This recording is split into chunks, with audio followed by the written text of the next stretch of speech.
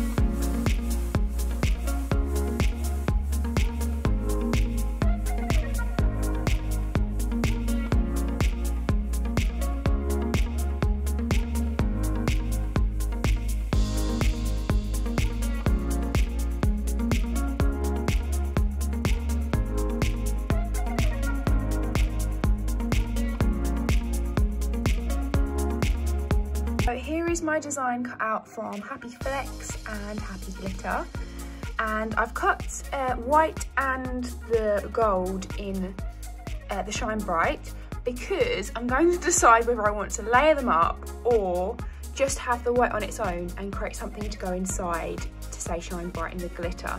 So keep your eyes peeled and see what I create.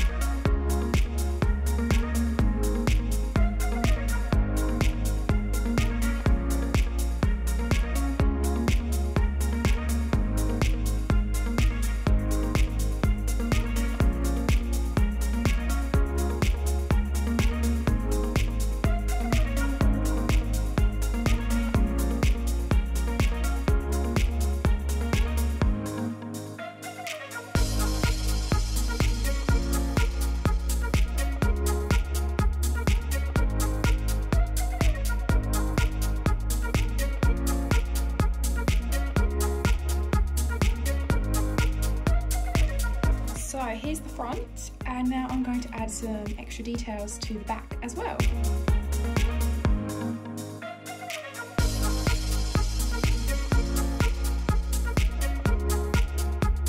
As you can see, the zip I've made sure is outside of the heat press. This is just so that your vinyl is the most prominent part and can get pressed easily.